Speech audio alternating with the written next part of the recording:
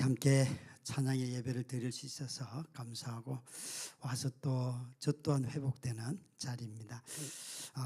오늘 전할 말씀은 역대하 24장 15절부터 22절까지 말씀인데요.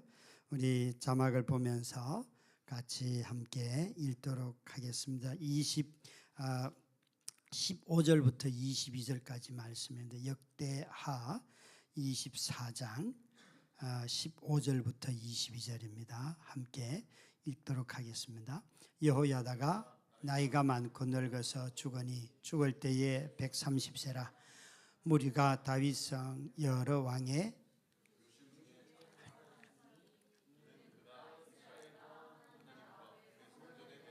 선을 행하였음이더라. 여호야다가 죽은 후에 유다 방백들이 와서 왕에게 절하매 왕이 그들의 말을 듣고 그의 조상들의 하나님 여호와의 전을 따라 아세라 목상과 우상을 섬겼으므로 그 죄로 말미암아 진노가 유다와 예루살렘에 임하니라. 그러나 여호와께서 그들에게 선지자를 보내사 다시 여호와께로 돌아오게 하려 하심에 선지자들이 그들에게 경고하였으나 듣지 아니하니라.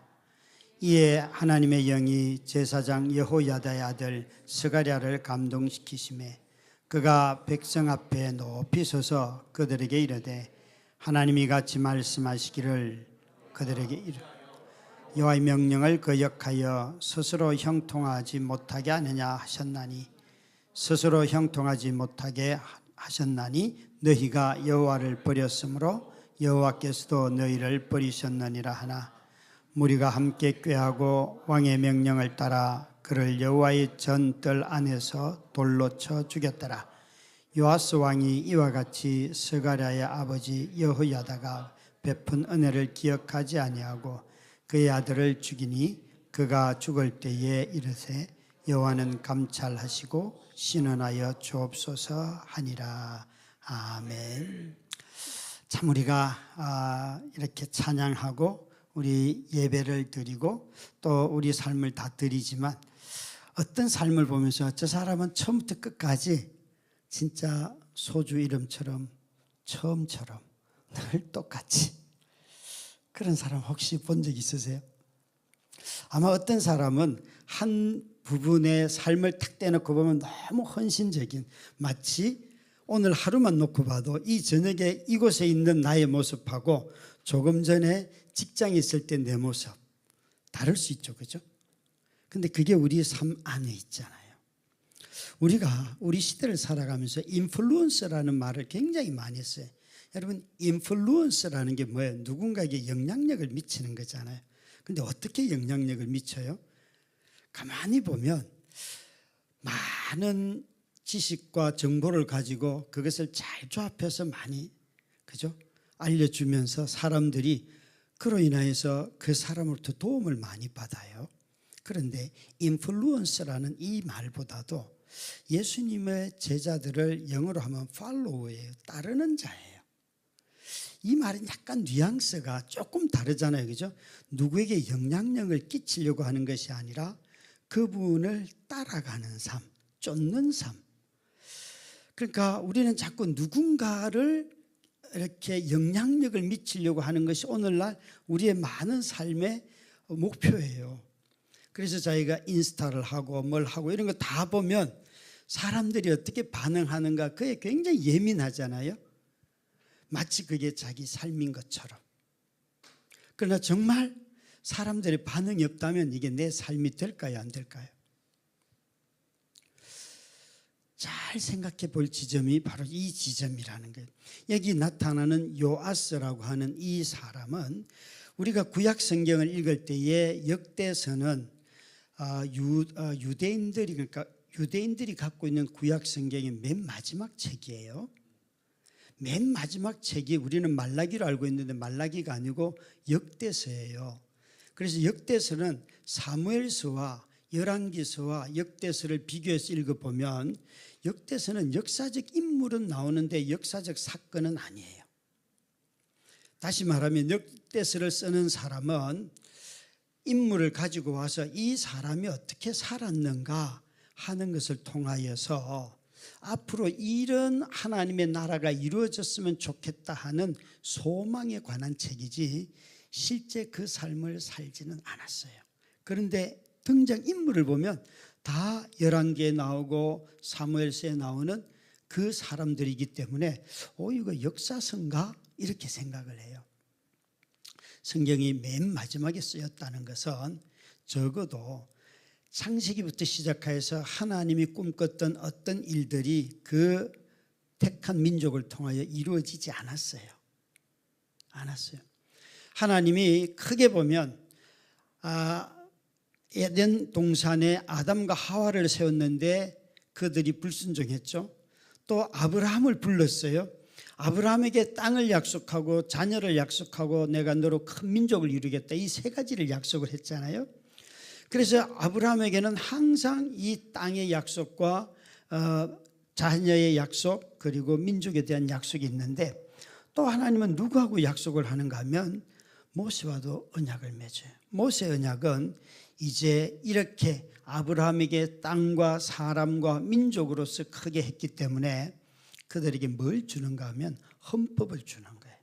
시내산에서 율법. 그래서 모세 언약의 특징은 아브라함에게 했던 그 약속 플러스 율법이 있어요. 율법. 십계명이라고 하는. 이것이 그들이 하나님의 법으로 지켜야 할 내용들이에요. 그런데 또 누가 나타나는 건 다윗이 나타나요.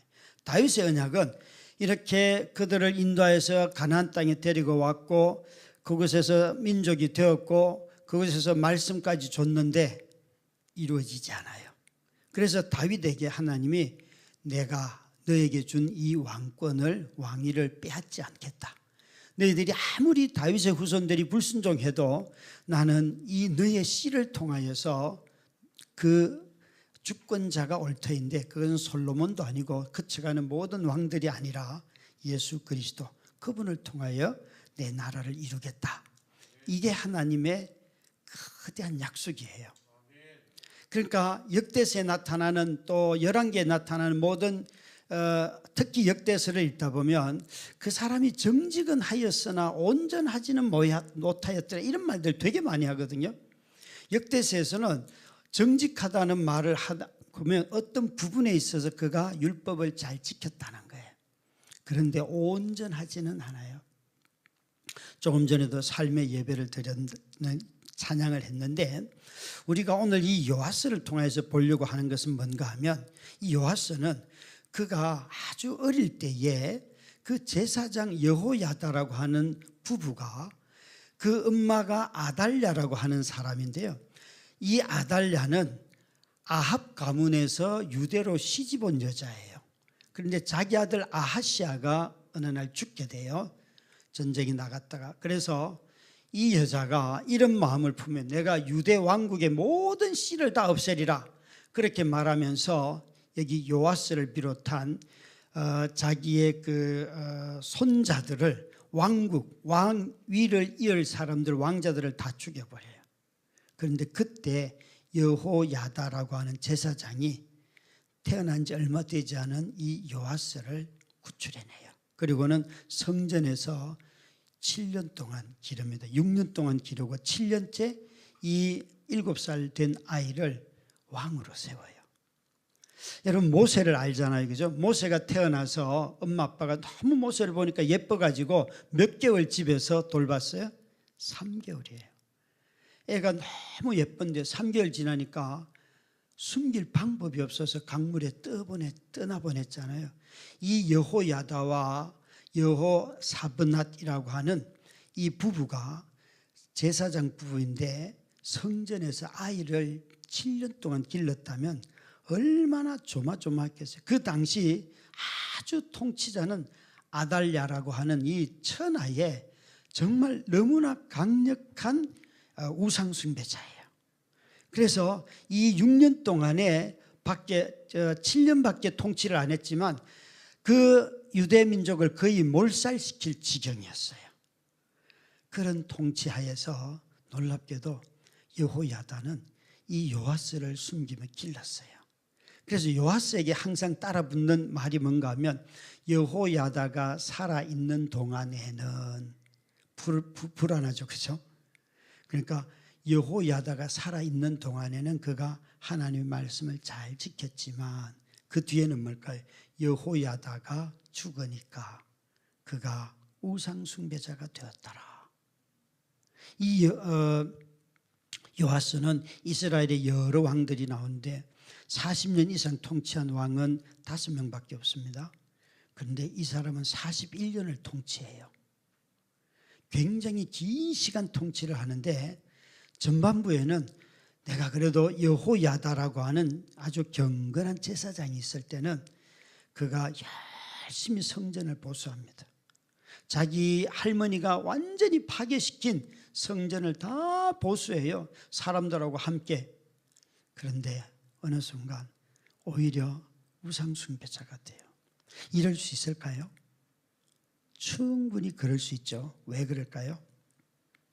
여기에 여러분 믿음이라는 걸 생각할 때에 사람들의 말에 쫓아가는 사람들을 쫓아가는 삶이 믿음은 아니에요.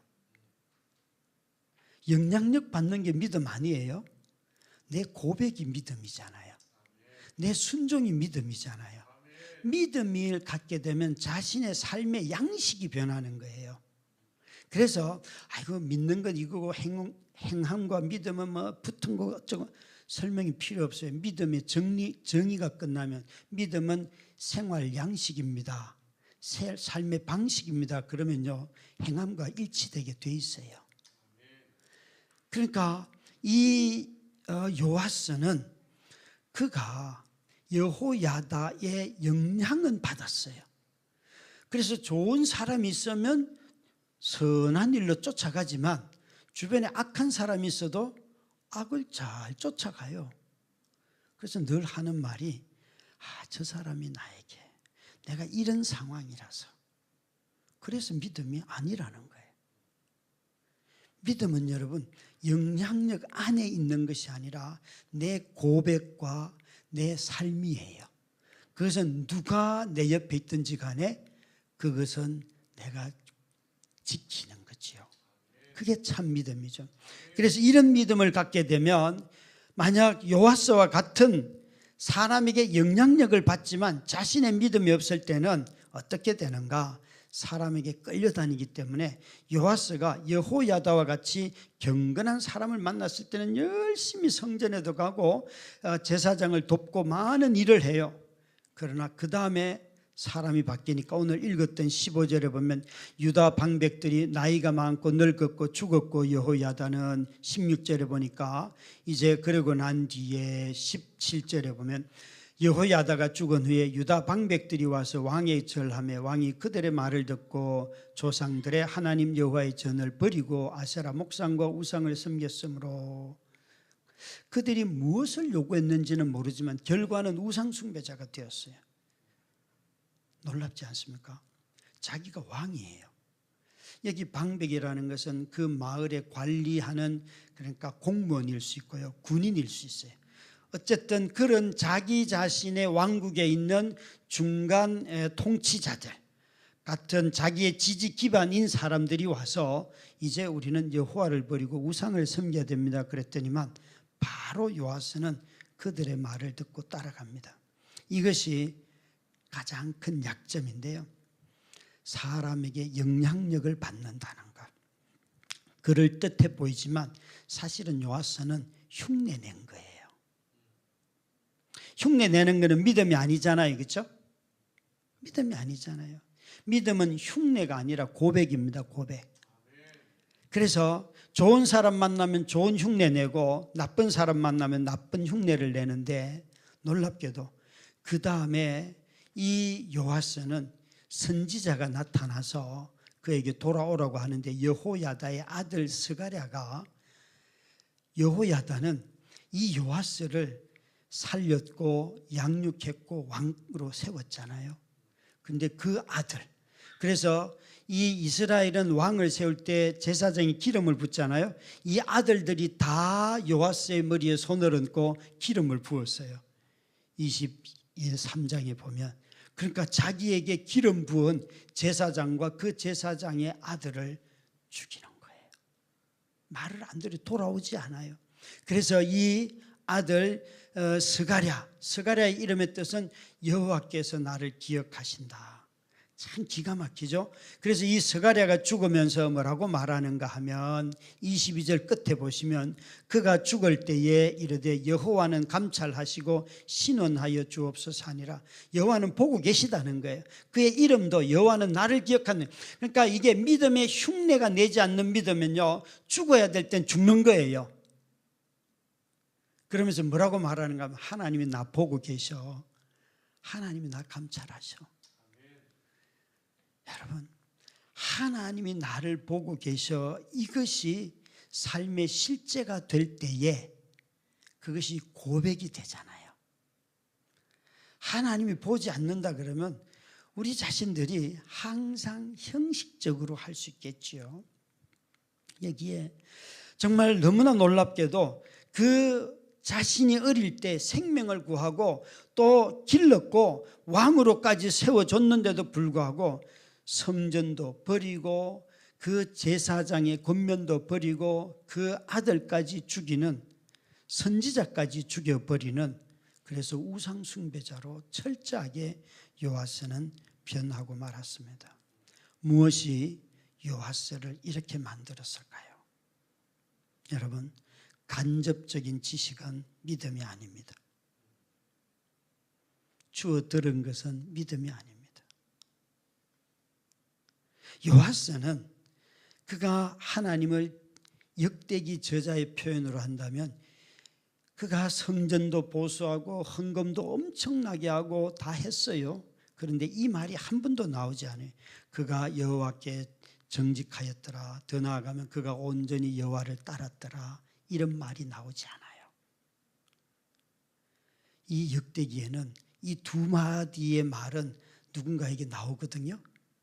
그런데 이 요아스는 열심히 성전도 보수하고 했는데 이 사람은 성전 외벽을, 그러니까 외관을 다 고쳤어요. 자기 할머니가 너무나 처참하게 무너뜨렸기 때문에 많은 헌금을 하여서 외관을 다 고쳤는데 가만히 생각해 보면 참 의미 있어요. 밖으로 보이는 이미지는 엄청나게 많은 일을 했어요, 요아스는. 그러나 실제로는 성전에는 뭐가 중요해요? 하나님이 계시고 그 하나님을 만나고 음성을 듣고 그분의 말씀에 순종하는 왕이 되는 게 중요한 거잖아요. 그게 없는 거예요. 여러분, 이 요아스를 두고 가만히 보면 그가 자신의 권력을 유지하기 위해서 제사장이 필요하면 제사장을 섬기는 척했고, 그리고 또 방백들이 이런 중간 그런 지도자들이 필요하면 그들에게 쫓아다녔음이 틀림이 없습니다. 이 간접적인 지식만 갖고 있는 사람들의 가장 큰 특징은 오늘 여기 요아스에게 있는 22절의 특징인데요. 여호야다가 베푼 은혜를 기억하지 아니하고 자기가 누렸던 은혜가 무엇인지 다 잊어버려요. 믿음은 여러분 끊임없이 내가 여기 오니까, 내가 여기 와서 도전을 받고 뭔가 깨달아서가 아니잖아요. 믿음으로 여러분 삶은 아침에 눈 뜨는 순간 하나님 여기 계셨네. 여러분, 베델이라는 하나님의 집이라는 이름을 제일 먼저 쓴 사람이 누구예요? 야곱이잖아요. 야곱이 거기에다 돌 하나 얹은 거 있습니까? 베델이라고 이름 붙인 그 장소에 그는요, 형의 분노를 피해서 도망가다가 잠자고 있었어요. 그런데 하나님이 그 머리 위로 내려오셨잖아요. 그죠? 자다가 깜짝 놀라가지고 내가 여기가 하나님의 집인 줄도 모르고 잠자고 있었네. 그러면서 그가 두려워하여 하나님의 집이라 베델이라 이렇게 그가 말하거든요. 무슨 말인가 하면 여러분, 그가 어딘가에서 돌을 베게 하고 잠자는데 이미 그곳에 주님은 계셨어요. 그가 가서 돌을 쌓으니까, 그가 밤에 기도하니까, 그가 뭔가 하나님 앞에 뭘 드렸으니까 그곳에 하나님이 임재한 게 아니에요. 저와 여러분이 가만히 하나님이 어떤 분인지를 깨닫는다면 우리가 수고해서 뭘 쌓아놓으면 그곳에 하나님이 계시는 것처럼 생각하는데 아니에요. 하나님이 항상 그곳에 계셨어요. 우리가 하는 것은 그 계시는 하나님을 그 순간에 발견할 뿐이에요. 그래서 다윗은, 야곱은 두려움에 빠졌어요. 여기에도 하나님이 계시는구나. 믿음의 눈을 갖고 살면요, 버스 타고 가다가도 그곳에 계시는 하나님을 만난다니까요. 여러분, 직장에 들어가면 몹쓸 직장이 아니에요. 그곳에 하나님이 계시고요, 하나님이 일하셔요. 이 나라가 망할 것 같아도 하나님이 여기 계시거든요. 그게 믿음의 사람들이 하나님을 발견하는 지점이에요. 이스라엘이 아무리 성전이 있었어도 그곳에서 하나님을 발견하지 못했어요. 성전의 중요한 것은 예배의 형식도 아니고 우리가 뭘 드렸는가가 아니고 하나님이 그곳에 계실 때 그것은 텐트가 되든 건물이 되든 진짜 어디 돌 뭐든 산 속이 되든지 간에 그것이 다 하나님의 집이 되는 거잖아요. 사랑하는 형제자매 여러분, 스가랴의 아버지 여호야다가 이 요아스에게 베푼 은혜가 뭡니까? 정말 그의 할머니가 죽이려고 할 때 22장 10절에 보면 유다 왕국의 씨를 아달랴가 진멸하려고 할 때 이 왕국의 씨라는 단어는 굉장히 성경의 구약에 중요한 단어인데 이건 메시아와 관련이 있어요. 메시아에 대한 약속이에요. 그런데 이 여호야다는 아달랴를 보면서 야, 유대 가문을 통하여서 하나님이 메시아를 보내준다고 하였는데 이 부부가 그 위험한 일에 목숨을 건 거예요. 그 하나님의 언약의 통로가 되기 위하여서. 그래서 이들이 그 아이를 훔치고 나와서 자기들이 길렀던 것입니다. 한번 생각을 해보십시오. 아이를 길러보면 아이가 울기도 하고, 그죠? 갑자기 이 제사장 부부에게 아이가 생겼는데 어떻게 숨겼을까? 얼마나 긴장하고 이 아이를 드러내지 않으려고 얼마나 조바심하면서 길렀을까? 여러분, 믿음으로 키운다는 게 쉬운 게 아니잖아요. 여전히 아달랴는 사람을 죽이려고 하고 우상 숭배자가 되어 있는데 하나님의 언약, 이 다윗의 씨, 이것을 붙들고 살아가는 여호야다는 얼마나 두려움 속에 살았을까요? 믿음이 있다고 해서 삶의 모든 순간이 평화롭지는 않습니다. 우리가 순종할 때 엄청나게 긴장하기도 되지요. 이 7살짜리가 왕이 되었어요. 왕으로 세웠어요. 여러분, 7살이 어떻게 왕 노릇을 합니까? 불가능하잖아요. 이 여호야다가 그냥 7살짜리 제쳐버리고 자기가 왕이 될 수도 있잖아요. 근데 그런 걸 안 해요. 얼마나 하나님의 말씀 앞에 순종하는 사람인지. 그 아이가 자라도록 잘 도와서 왕의 역할을 하도록 하였어요. 그러니까 여기 보시면 여러분, 이 스가랴의 아버지 여호야다는 요아스를 정말 숨겼고 양육했고 왕으로 세웠고 그가 왕의 역할을 잘할 수 있도록 도왔던 엄청난 은혜를 베푼 사람이에요. 오늘 설교 제목이 요아스의 인생을 두고 삶을 세우지 못한 건축이라 그렇게 잡았어요. 그 이유는 이 요아스는 그가 왕이 되어서 성전을 보수했습니다. 성전을 개축했다고요. 무너진 데를 다, 그리고 성전의 도구도 다 새롭게 하고 그런 걸 많이 하였어요. 그러니까 성전을 보수하는 데는 열심이었지만 자기 자신의 믿음은 없었어요. 그는 성전 보수가 더디다고 레위인들을 막 책망을 합니다. 그렇지만 나중에는 책망하는 선지자를 죽여요. 자기가 책망받을 때는 받아들이지 않고 그를 죽입니다. 자신의 목숨을 건져준 사람에게 은혜를 악으로 갚았습니다.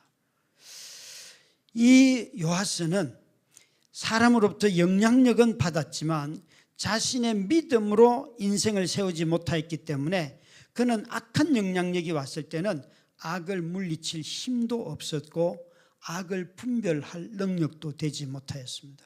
오히려 악에게 지배받는 자가 되었던 것이에요. 사랑하는 성도 여러분, 저와 여러분이 가만히, 우리도 마찬가지입니다. 오늘날 인플루언서가 되거나 그런 인플루언서들의 많은 영향력을 받고 살아가는데 그것이 믿음은 아닙니다. 그것이 믿음은 아닙니다. 요아스처럼 저 사람은 성전을 보수해서 그것이 업적은 될 수 있지만 그것이 그의 진실한 고백은 아닐 수 있다는 것이죠. 그 점에서 저와 여러분이 가만히 생각해 봐야 됩니다. 여러분, 믿음은 정보와 지식이 믿음이 아닙니다. 나 예수님 알아, 이게 아니고요. 예수님을 알면 예수님을 닮아가죠. 예수님을 따르지요. 우리는 예수를 본받는 자, 본받는 자라는 영어 단어가 이미테이터잖아요. 이미테이터, 모방하는 자. 그 좋은 뜻 아닌 것 같잖아요. 그죠? 그런데 이 말은 이런 거예요. 여러분, 모든 모방에는 그 본이 되는 그분과 우리의 거리감이 너무 많아서 미치지도 못합니다. 우리가 본받으려고 하는 분이 하나님이고 본받으려고 하는 분이 예수 그리스도인데 저와 여러분이 아무리 순전하게 온전하게 따라가도 예수 될 수 없잖아요. 그죠? 우리 다 실패해요. 그런데요, 놀라운 것은 본받는 것을 계속 반복하다 보면 뭐가 변하는가? 제가 이렇게 설명해 볼게요. 며칠 전에, 한 이틀 전에 저희 딸이 저 3번에 있는 개원 예대를 다니는데 아침 한 5시 반, 6시 사이에 학교를 가야 해요. 차를 끌고 나가면 차가 안 막힐 때 가려고 일찍 가요. 근데 그날 아침에 비가 많이 왔는데 1층에서 차를 막 시동을 걸어놓고는 전화가 왔어요. 그 시간에 6시에 저는 우리 교회 줌으로 새벽 기도를 인도하고 있는데 전화가 오더니 아빠, 내가 충전기 잭을 안 가지고 내려왔으니까 아빠가 잭을 좀 가져와줘, 이러는 거예요.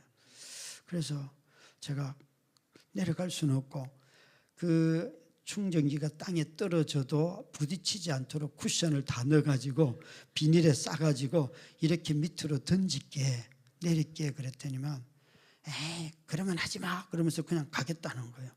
갑자기 화가 있잖아요. 나 지금 새벽기도 인도하고 있는데 막 올라오는 거예요. 올라오는 거예요. 그러고 나면 새벽기도 가서 인도할 수 있겠어요, 없겠어요? 이미 감정이 막 흔들렸잖아요.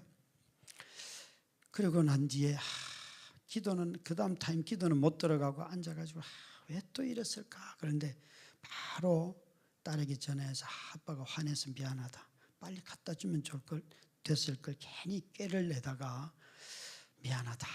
그리고 이제 끝냈어요. 이 모방이라는 거는요, 뭔가 하면 우리 자신이 모방을 해보면 그분에게 전혀 미치지 못해요.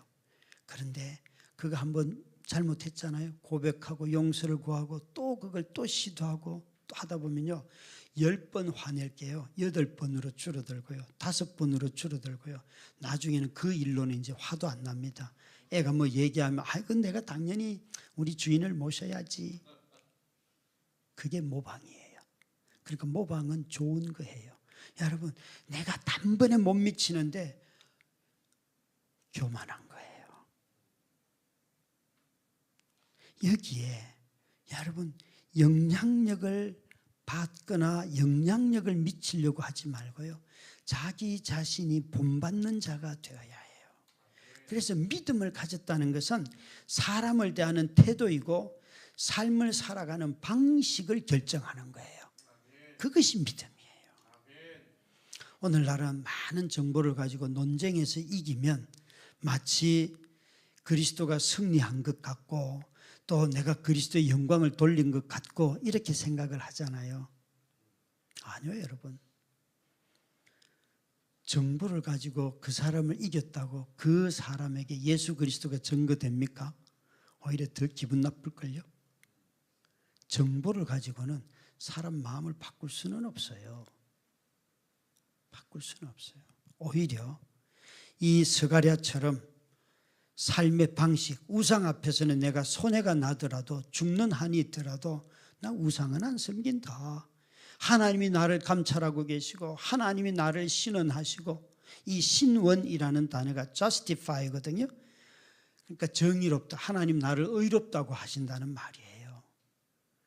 그걸 신원이라고 한 것은 우리의 기도예요, 그게.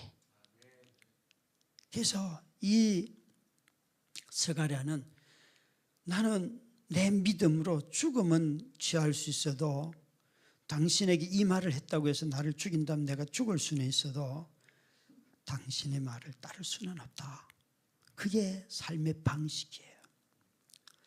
삶의 방식이 믿음인 사람들은 여러분 인플루언서가 되려는데 별로 관심 없습니다.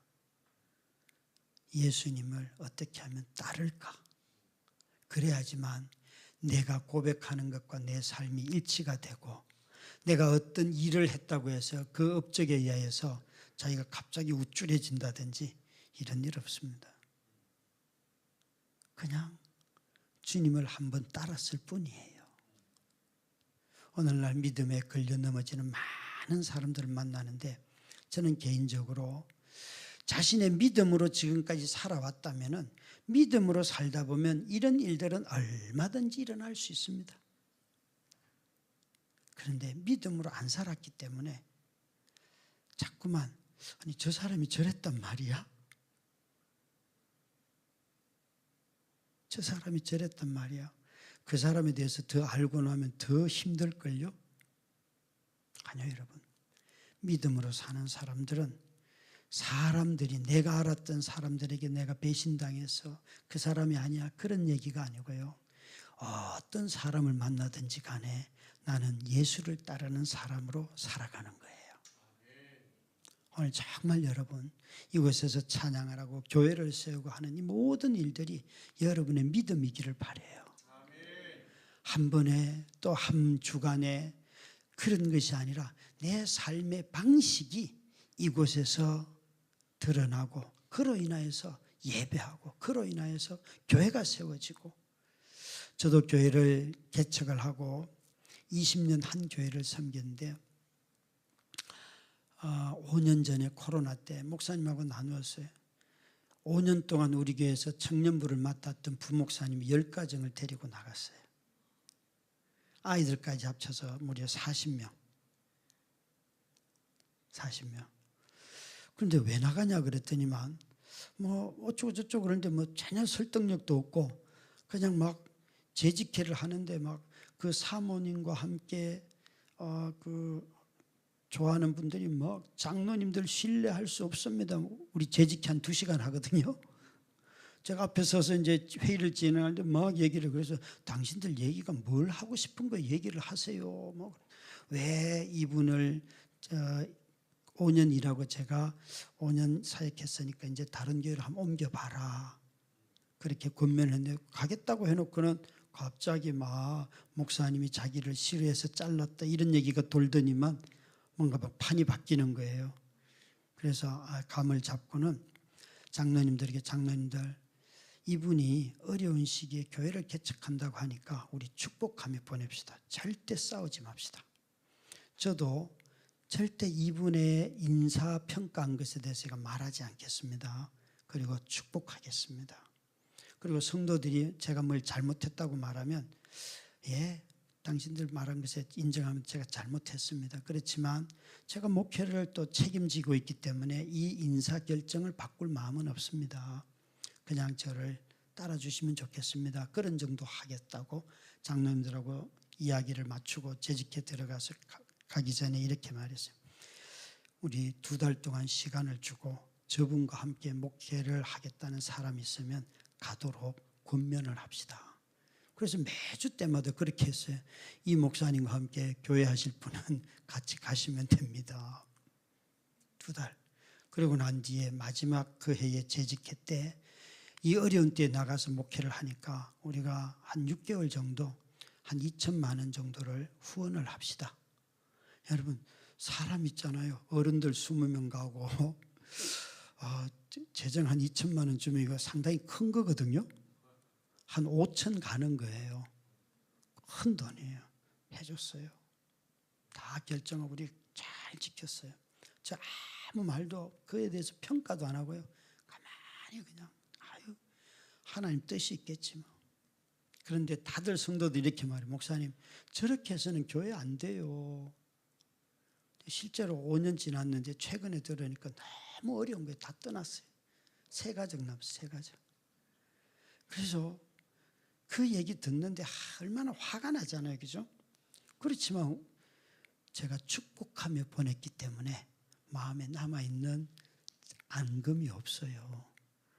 놀라운 건 이런 거예요. 축복하며 보낸 사람은요, 걔들이 보고 싶거든요. 그런데 이렇게 힘들게 하고 떠난 사람은요, 동네에서 만나도요, 인사도 못해요. 상갓집에 결혼식에 가면 다 만나거든요. 인사도 못하고 설거문 다 피해요. 그래서 깨달은 게 있어요. 축복하며 보내면 자유해지는구나 이거. 하나님이요, 그런 개척하고 나니 그런 과정들을 다 거치면서 교회가, 성도들이 교회가 무엇인지를 배우더라고요. 저한테 저 성질 더럽거든요. 저 성질 나면요 진짜 더러워요. 그런데 우리 성도님들이 목사님이 참는 걸 봤습니다. 목사님이 참는 걸 보고 우리가 말을 안 하게 되었습니다. 이러는 거예요. 너무 기뻤어요. 너무 기뻤어요. 목사님이 저들에게 어떤 허물도 얘기하지 않고 잘 보내자고 하고, 실제로 목사님이 그 뒷말 하지 않는 것 보면서 우리도 참을 수 있었습니다. 여러분, 저는 그게 제 믿음이에요. 여러분, 믿음은요 내 삶의 방식이에요. 여러분, 오늘 저녁에 이 찬양이 여러분의 삶의 방식이 되고 여러분에게 새 힘을 갖고 또 새로운 일들을 꿈꾸고 교회를 잘 이루어가는 귀한 성도님들 되시기를 주의 이름으로 축원합니다. 기도하겠습니다. 하나님 아버지, 예수를 믿는 삶의 방식, 이것이 우리의 믿음이 되게 하여 주셔서 요아스처럼 사람에 이끌리는 것이 아니라 좋은 사람 만나면 좋은 흉내내고 나쁜 사람 만나면 악을 행하는 이런 어리석은 자가 되지 않게 하여 주시옵시고, 언제나 나의 고백을 쫓아 살아가는 믿음의 일꾼들, 믿음의 성도들 다 되게 하여 주시옵소서. 예수님 이름으로 기도드렸습니다. 아멘. 우리 주신 말씀 가지고 앞서서 찬양했던 삶의 예배, 우리 함께 찬양하며 함께 기도합시다.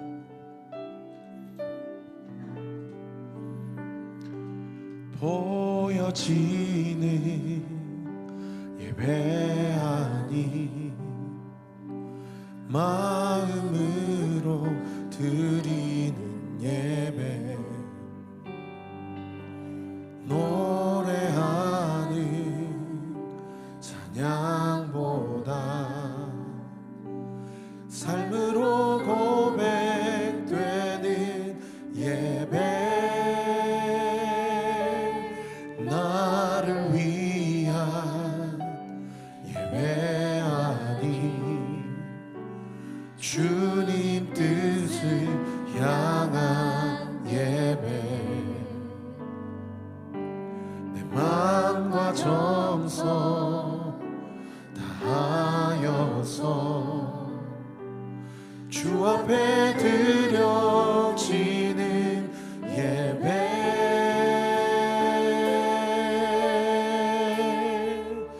주 앞에 엎드려 경배합니다.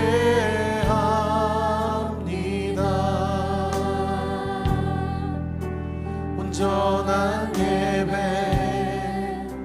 내 맘의 예배,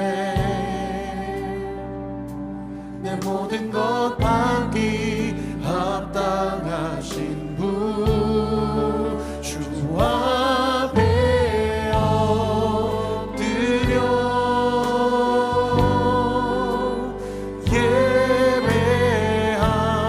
예배합니다. 나의 모든 삶, 나의 모든 뜻, 말씀 앞에 순종하는 삶의 예배 드리기 원하네.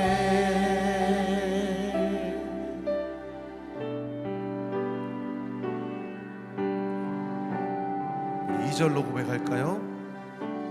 나를 위한 예배 아닌 나를 위한 예배 아닌 주님 뜻을 향한 예배 내 마음과 정성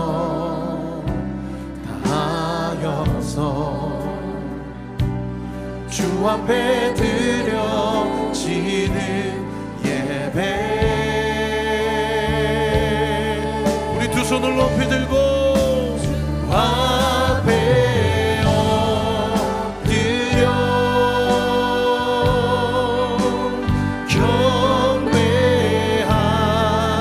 경배합니다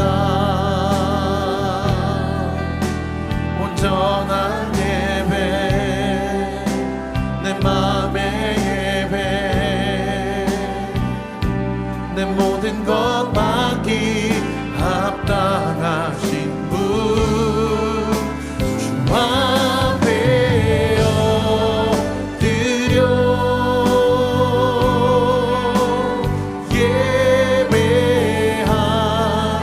예배합니다 나의 모든 삶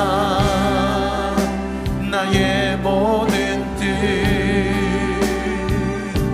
말씀 앞에 순종하는 삶에 주 앞에 엎드려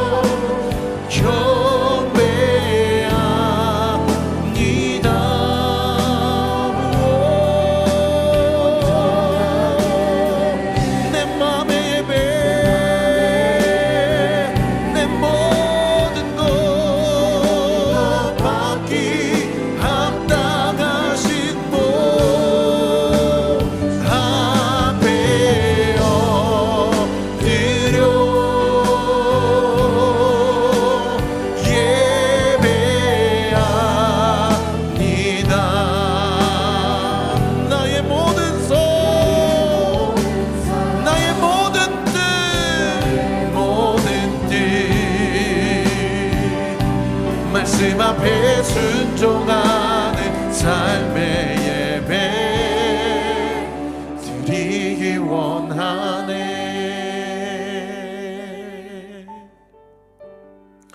우리 이 시간 같이 기도할 때에 목사님 말씀을 들으면서 요아스의 삶이 혹시 우리의 삶 지금 나의 삶은 아닌가. 여러분 요아스가 어떤 은혜를 받았습니까? 그의 형제들이 다 죽임당하고 억울하게 그렇게 이 세상을 떠나갈 때 여호야다의 제사장의 그 은혜를 통해서 구원을 얻었잖아요, 그죠?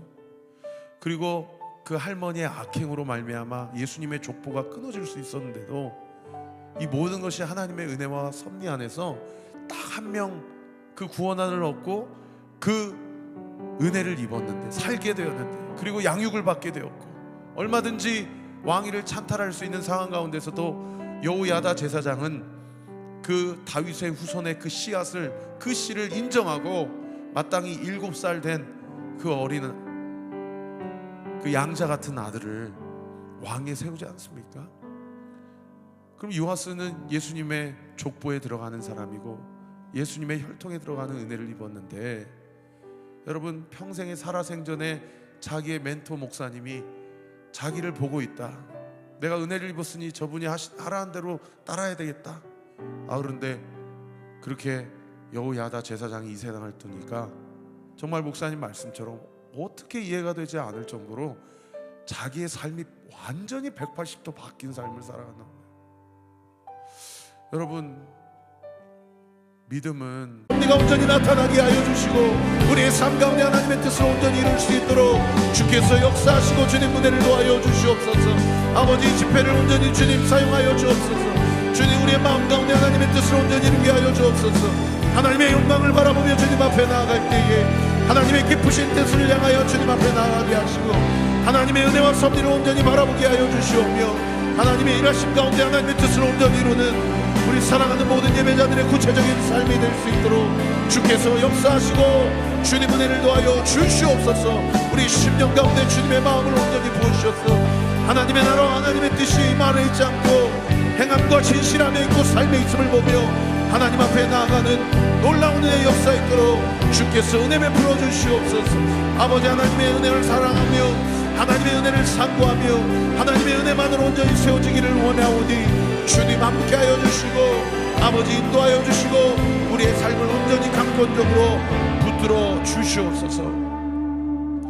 오늘 설교의 제목이 삶으로 건축되지 못한 성전. 여러분, 목사님 말씀을 들으면서 분노할 수밖에 없고 또 화가 올오를 수밖에 없고, 내가 마음이 없어서가 아니고 내 상황이 그런데 사실은 우리가 사랑하는 가족들에게, 내가 가장 사랑하는 사람에게 때로는 가장 큰 분노를 갖게 되고 원망을 갖게 되고 불편함을 갖게 되죠. 그죠? 사실은 저는 반대적인 측면에서 마음을 경험을 했지만은 목사님께서 그렇게 또 부교육자가 성도들을 이끌고 교회를 개척한다고 했을 때 그분을 축복하고 그 교회를 축복하며 남겨진 다드림교회 성도님들로 하여금 목사님이 참으시니 저희가 참습니다.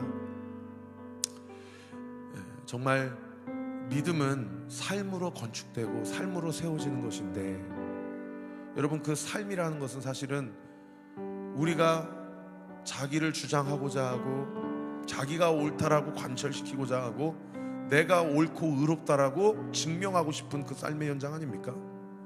그 현장 가운데서 사실은 하나님이 우리에게 주시는 그 은혜와 또 우리가 하나님 앞에 드릴 수 있는 그 믿음은 오늘 목사님 말씀 들으면서 이미테이트라는 마음이 참 많이 마음에 남습니다. 여러분, 우리는 예수님을 따르는 자, 우리는 예수님을 쫓는 자인 줄 믿습니다. 그래서 예수님을 흉내내야 돼요. 10번 화낼 것 8번만 화내도 여러분, 그것도 변화되어져가는 과정이요 주님을 따라가는 과정임을 믿으시기를 예수님의 이름으로 축원합니다. 근데 제가 목회를 하다 보면요, 10번 참아야 되는데 자기 기준이 10번이다 보니까 그냥 한 번만 화내도 역시 나는 안 돼, 그러고 그냥 예수님 쫓고 닮아가는 과정을 포기하는 일들이 우리의 성도들의 삶 가운데 얼마나 많은지 모른다라는 거예요. 여러분, 10번 화낼 거 8번만 화내도 어제보다 오늘 우리는 예수님을 더 닮아간 줄 믿으시길 바랍니다. 또 내일 7번 화만 내게 될 줄 믿습니다.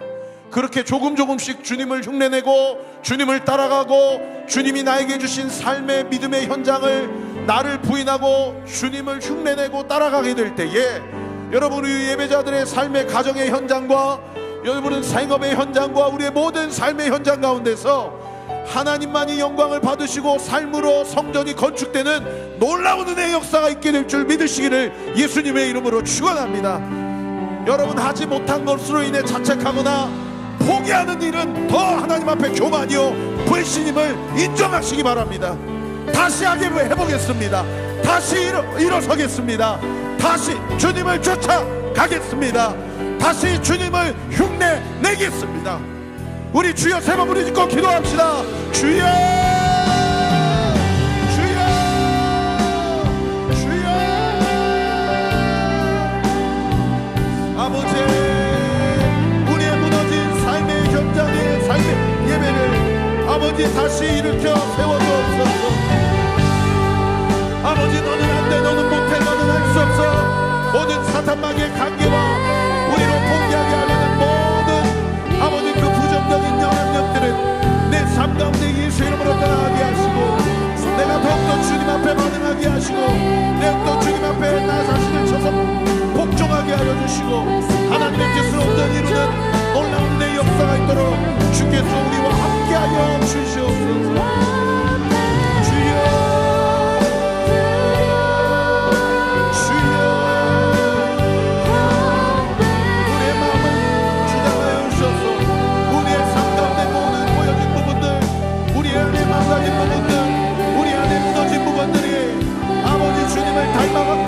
주님을 흉내내고 주님을 쫓아가고 주님과 함께 가게 될 때에 우리의 삶 가운데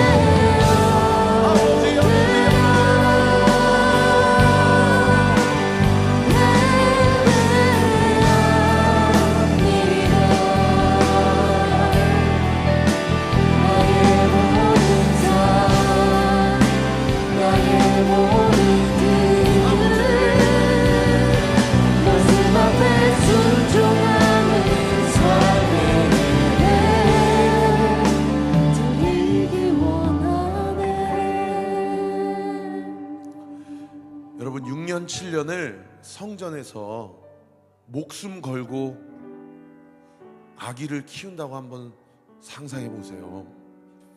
여호야다와 그 아내 제사장 부부가 그 6~7년을 얼마나 살떨리는 상황 가운데서 보냈을까요? 그죠?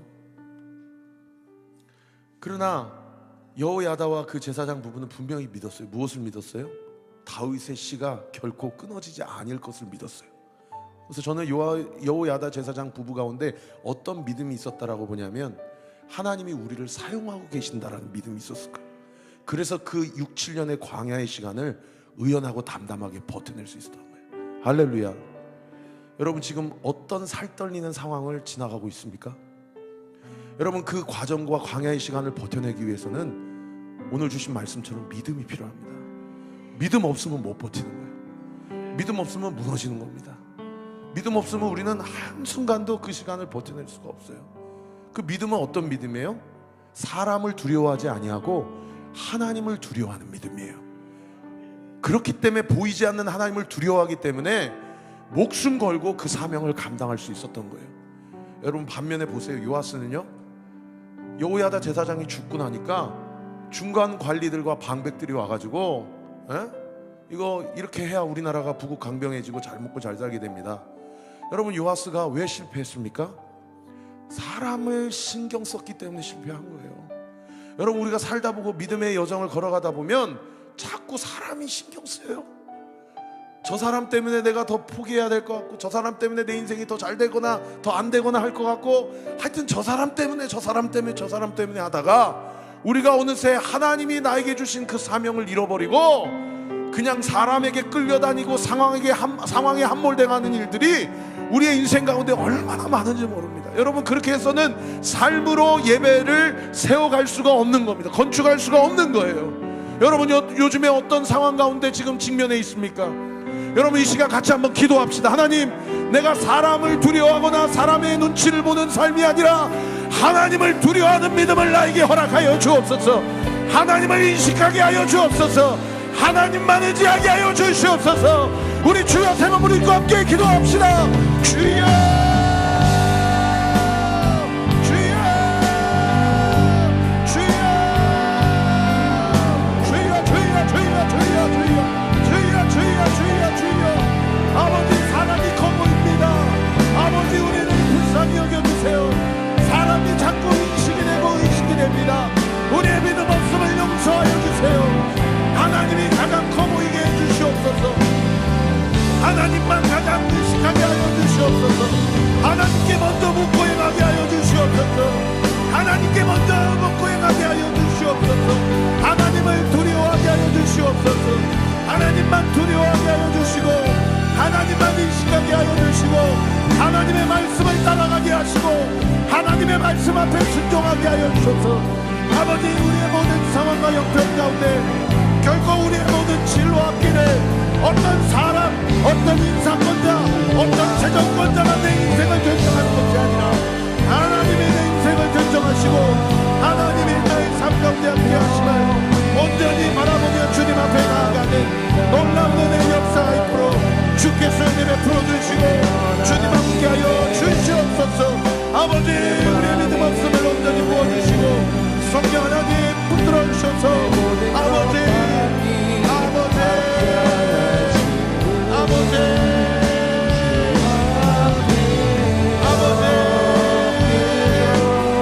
우리의 믿음이 주님께 있습니다. 나의 믿음이 주님께 있습니다.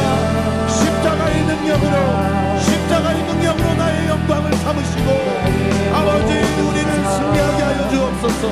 나의 능력 되시고 나의 소망 되시는 주님, 하나님을 두려워하기 때문에 용서할 수 있고 하나님을 두려워하기 때문에 인정할 수 있고 하나님을 두려워하기 때문에 용납할 수 있고 하나님이 두려워하기 때문에 아버지 역사하여 주시옵소서. 아버지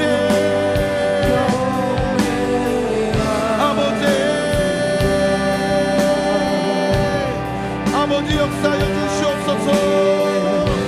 아버지 은혜를 더하여 주시옵소서. 아버지 우리를 살려주시고 아버지 우리의 마음 가운데 온전히 주님의 은혜와 능력이 나타날 수 있도록 주께서 은혜 베풀어 주시옵소서. 우리 함께 찬양합시다. 나의 믿음 주께 있네. 십자가 능력이 내 영광 되었네. 주께서 우리를 승리케 하셨네.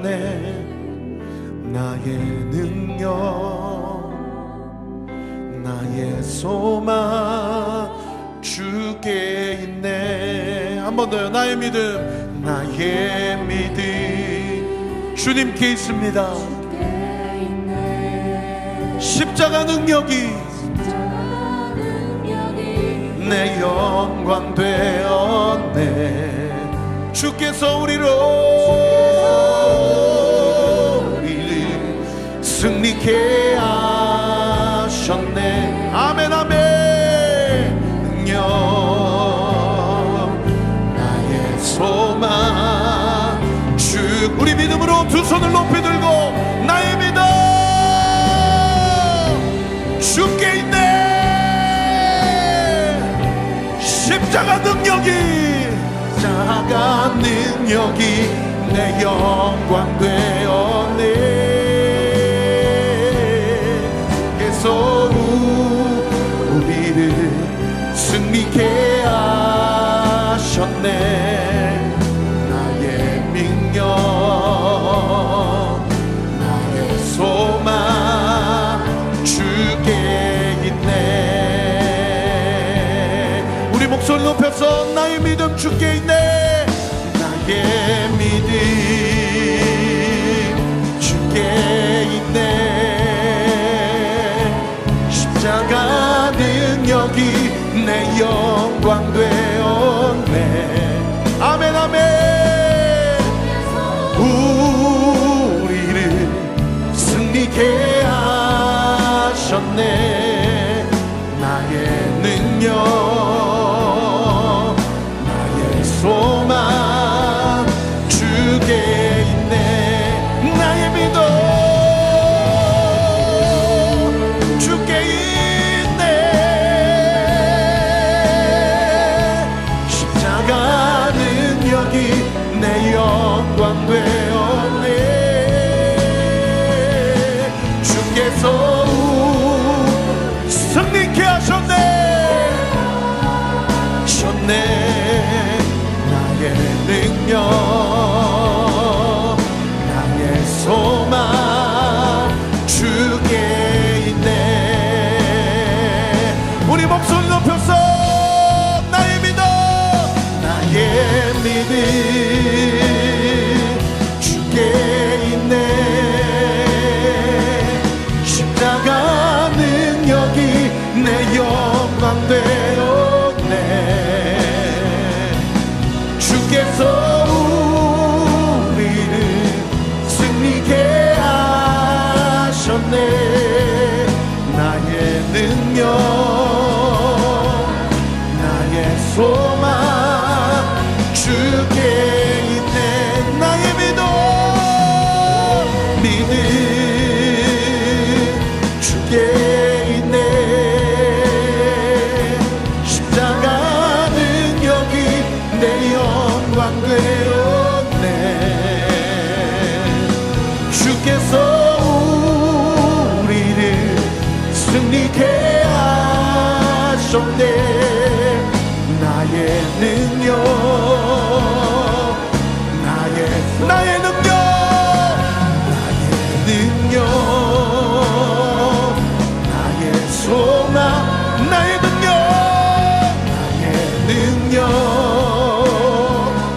나의 소망 주께 있네. 우리 주님께 영광과 감사의 박수 올려드립시다. 할렐루야 할렐루야 할렐루야. 우리 마지막으로 한 가지만 더 기도하고 우리 목사님 나오셔서 축도하고 또 자유롭게 더 기도하시다가 돌아가시면 좋겠는데요. 우리 다음 세대의 지체들 앞으로 나와서 무릎 꿇으면 또 저와 우리 김 목사님께서 안수 기도하겠습니다. 여러분, 이 지역을 놓고 기도하고 또 한국 교회를 위해 함께 기도하고 여러분이 섬기시는 교회를 위해 기도해 주세요. 정말 예수님 때문에 용납하고 예수님 때문에 용서하고 예수님 때문에 관용하고 예수님 때문에 사랑하는 우리 한국교회가 되어지고 민족교회가 되어지고 북한에 있는 지하교회 성도들을 위해서 기도하고 열방에 지금도 이름도 없이 빛도 없이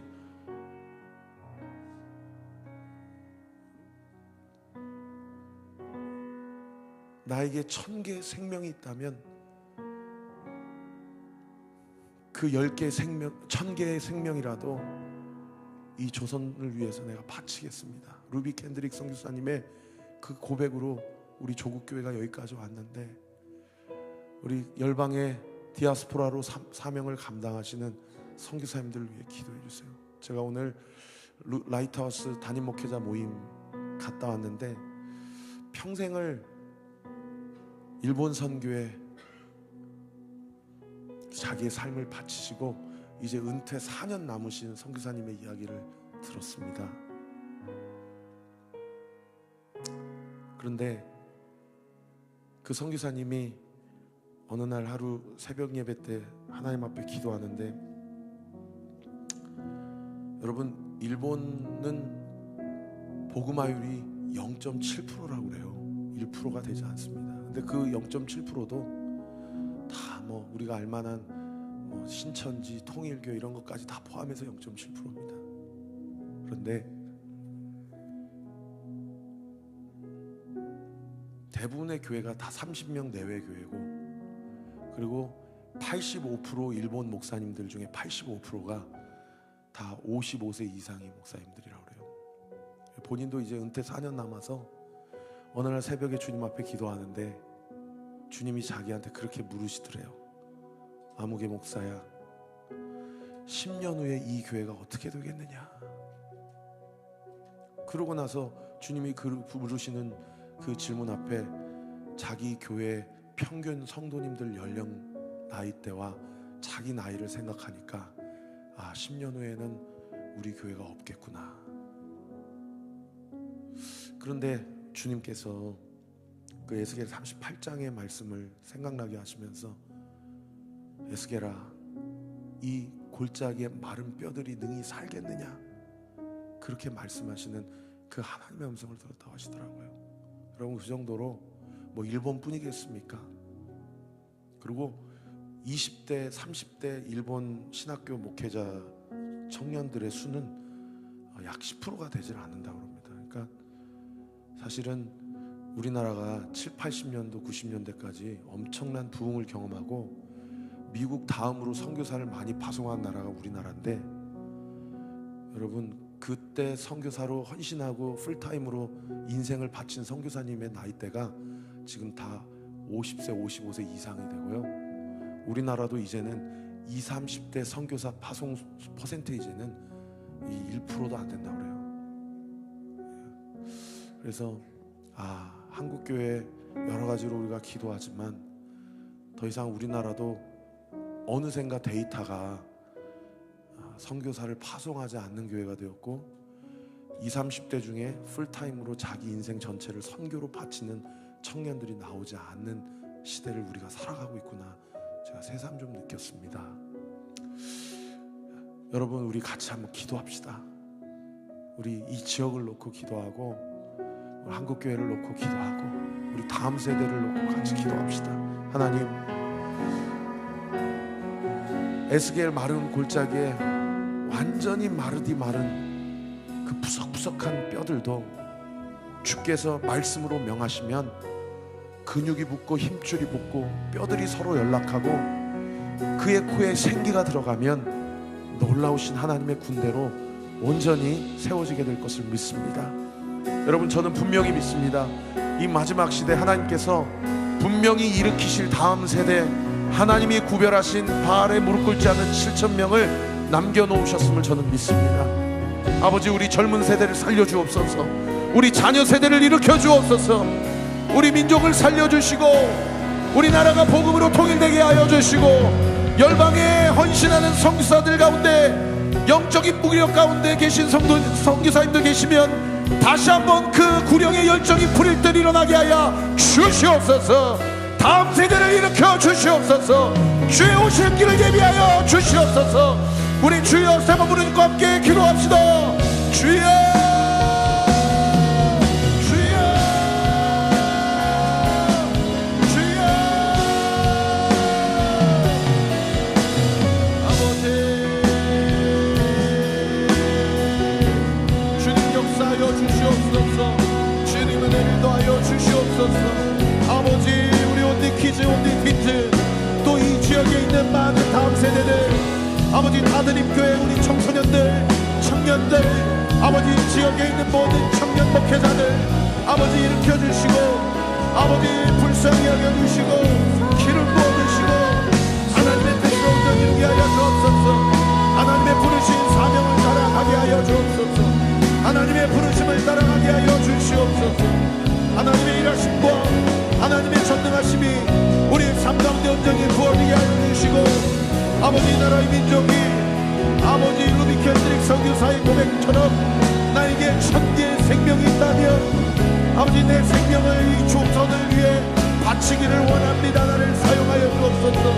아버지 그 선교사들의 헌신과 수고 아버지 민족 한국교회가 아버지 놀라우신 은혜와 능력을 경험케 되었는데 아버지 은혜를 주시고 긍휼히 여겨주셔서 아버지 우리가 아버지 영적으로 온전히 깨어있게 하여 주시고 아버지 이 시대 인스타와 모든 인플루언서와 모든 세상의 자극적이고 음란한 모든 일들이 아버지 모든 마약 사건 아버지 모든 음란의 영 아버지 세상에 얽매 있는 모든 정사와 권세들 예수 이름으로 다 떠나게 하여 주시고 하나님의 영광을 보게 하여 주시고 하나님의 뜻이 온전히 나타나게 하시고 하나님의 영광을 바라보며 주님 앞에 나아갈 때에 하나님의 놀라우신 은혜와 능력이 우리의 삶 가운데 나타나서 다시 한번 한국교회가 도움되게 하시고 한국교회 모든 세속화되어 있는 만몬과 음란과 충격과 모든 정치와 모든 권세와 권력들 다 예수님 십자가 뒤로 비켜서게 하시고 아버지 교회의 세속화를 막아주시고 목회자들이 영적으로 깨어 기도하게 하여 주시고 아버지 영적으로 무장하게 하여 주시고 생존을 걱정하는 한국교회가 아니라 하나님 나라를 아버지 확장하고 하나님의 사명을 감당하는 마지막 때 아버지 추수할 아버지 곡식은 많은데 일꾼이 없다 하신 아버지 그 연장 가운데 우리 한국교회가 온전히 드러나 일어나서 추수할 곡식을 낫을 들고 추수하며 주께로 돌아오게 하며 하나님의 영광을 온전히 목도하고 아버지 하나님 주님 앞에 헌신하며 아버지 모든 중직자들이 아버지 자신의 기득권을 내려놓게 하여 주시고 아버지 이것을 내 주장 아버지 내 일이라고 주장하지 않게 하여 주시고 하나님께 묻고 하나님의 통치와 주권 앞에 순복하게 하시고 하나님의 뜻을 온전히 바라보며 주님 앞에 나아갈 때에 하나님의 일하심과 하나님의 능력이 아버지 이 교회 위에 이 민족 위에 열방 위에 온전히 나타나는 놀라운 역사가 있도록 주께서 은혜 베풀어 주시고 함께하여 주시옵소서. 일어나게 하여 주시옵소서. 아버지 하나님 우리의 자녀들의 미래를 놓고 하나님 앞에 기도하고 있사오니 이 아이들이 가정에서부터 교회에서부터 학교에서부터 보호받으며 또 지식이 자라며 감정이 자라며 관계를 잘 맺을 줄 아는 아이들로 자라가게 하여 주시옵소서. 지금은 우리 주 예수 그리스도의 은혜와 하나님 아버지의 무한하신 사랑과 성령님의 교통교제하심이 날마다 매주마다 이곳에서 드려지는 모든 예배와 참여하는 모든 형제자매들 머리 위에 영원히 함께 하시기를 간절히 축원하옵나이다. 아멘.